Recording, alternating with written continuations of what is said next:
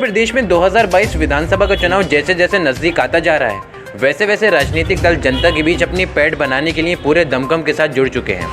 कुछ इसी तरह रालोद सुप्रीमो जयंत चौधरी रामपुर पहुंचे, जहां पर उन्होंने सीएम योगी ज्योतिरादित्य सिंधिया पर निशाना साधा, तो वहीं सरकार बनने पर जारी होने वाली योजनाओं को लेकर जनता से वादे भी किए हैं। आइए दिखाते हैं क्या क्या कहा रालोद सुप्रीमो ने। हमारे आदमी प्यारे नेता बीच में बिलासपुर की इस धरती पे पधार चुके हैं, उनका स्वागत है।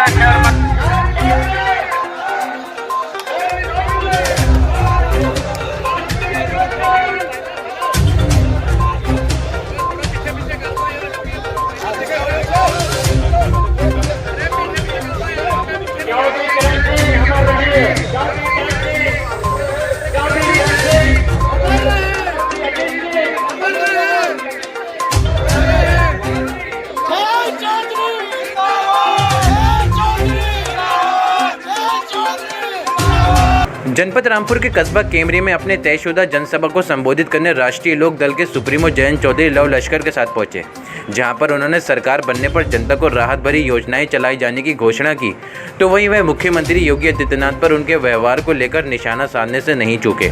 रालोद सुप्रीमो यही नहीं रुके, उन्होंने भाजपा नेता ज्योतिराव सिंधिया पर भी तंज कसा है।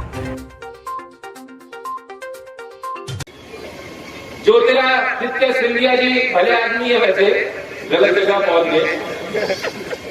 मैं उनका बयान देख रहा था, कह रहे हैं कि हमने नई योजना निकाली उड़ान 2। ऐसे लगता है कि फिल्म का नाम होगा उड़ान 2। कहते उड़ान 2 के माध्यम से हमारे देश का किसान अपना पाइनएप्पल भी विदेश में बेच सके। कोई किसान यहाँ तो बहुत प्रगतिशील किसान है, बहुत अच्छे समझदार।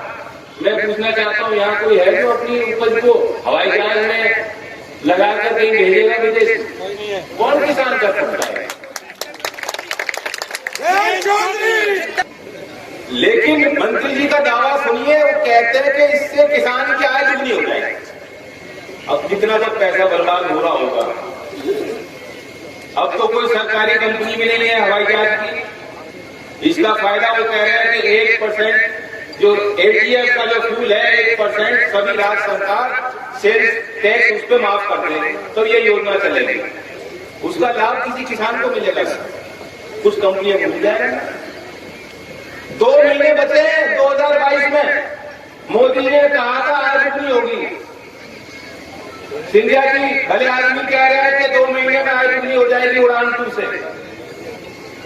क्या है किसी की जवाबदेही? लेकिन यहां से निकल के आप बिलासपुर से निकल के चले जाओ, कर्नाटक तक जाओगे तो बड़ी बड़ी तस्वीर लग रही है, होर्डिंग लग रही है, योगी जी की तस्वीर और मुस्कुराते हुए तस्वीर। हमने तो कभी मुस्कुराते हुए देखा ही नहीं। हमारे तरफ तो घूर के देखते हैं मुख्यमंत्री।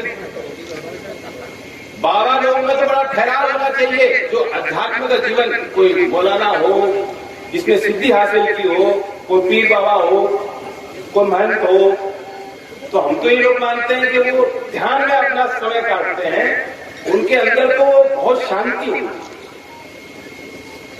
आप जो बुजुर्ग बैठे हैं, मुझ जैसे नौजवान जब इनके साथ बैठता है तो हमें सुकून मिलता है, ठहराव मिलता है हमें अपने जीवन में। मैं चौधरी अजीत सिंह जी के साथ जब बैठा करता था, मुझे लगता था कि एक छत्र छाया मिल रही है मुझे। ये ऐसे बाबा आ गए, ऐसे बुजुर्ग आ गए कि ना तो ये बुजुर्ग है ना ही बाबा है। ये धमकाते हैं, रोज इनके बयान में धमकाने वाली भाषा होती है। कभी अधिकारी को धमका रहे हैं, कभी अपनों को धमका रहे हैं, जनता को धमका रहे हैं।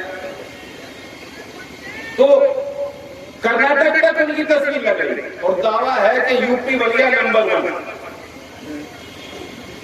किस चीज में नंबर 1 हो गए? अपराध में तो नंबर 1 है। अत्याचार रोज होता है लोगों के साथ, गरीब आदमी के साथ। किस चीज में नंबर 1?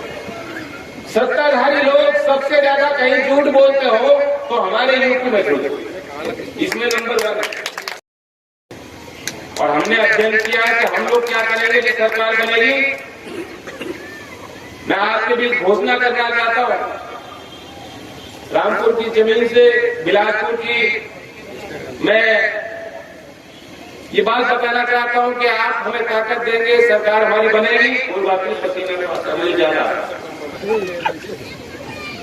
कि हमारी जो सरकार बनेगी, पहले विधानसभा सत्र में हम प्रस्ताव पारित करेंगे, जैसे दूसरे विपक्ष के कुछ राज्यों ने किया है कि अब सरकार से कहेंगे कि कानून वापस ले सरकार, और जो परिवार, जो किसान जिन्होंने कुर्बानी दी, सरकार उनको शहीद का दर्जा दिलाएगी। ये लोग उनको कुछ नहीं मानते। आज भी न्याय की स्थिति ये है, उनके साथ अन्याय हो रहा है। जो दूसरी एफआईआर किसान भाइयों के खिलाफ लिखी गई है सरकार के जवाब में, उनका ध्यान वहां ज्यादा है। मंत्री जी अभी भी मंत्री बने बैठे हैं, और जब चाहे शाहजहां जी का ब्लड प्रेशर हाई हो जाता है तो जेल से निकाल के उनको अस्पताल में ठीक ठाक जगह पे, ताकि उनका इंतजाम बढ़िया रह सके, उनके वहां रखरखाव हो। मोदी जी जब से आए हैं, यूएपीए कानून, जो सख्त कानून आतंकवादी गतिविधियों के खिलाफ बनाया गया है, 8,300 लोग जेल में बंद हैं।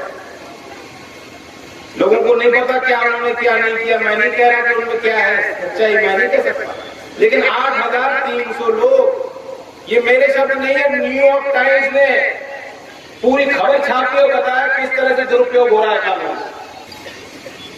आपको घुसने नहीं दिया जाता।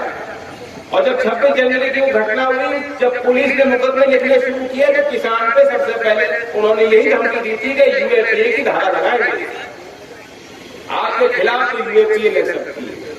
लेकिन मैं पूछना चाहता हूं, जो किसान को रौंद के चले जाएंगे, क्या वो आतंकवादी नहीं है? उन पे आपने सिर्फ 120 बीघा मुकदमा दर्ज किया मंत्री जी पे। क्या यूएपीए की धारा उन पर नहीं लगनी चाहिए थी जिन्होंने लखीमपुर का कृत्य किया, नंगा नाच? फर्क यही है चश्मे। रामपुर से फहद खान के साथ तासीन मोहम्मद फयाज खान। और अभी तक आपने हमारा YouTube चैनल सब्सक्राइब नहीं किया है तो बिना देर किए सब्सक्राइब कीजिए और घंटी की आकृति का बटन दबाएं ताकि हमारा ताज़ा वीडियो अब तक सबसे पहले पहुंचे।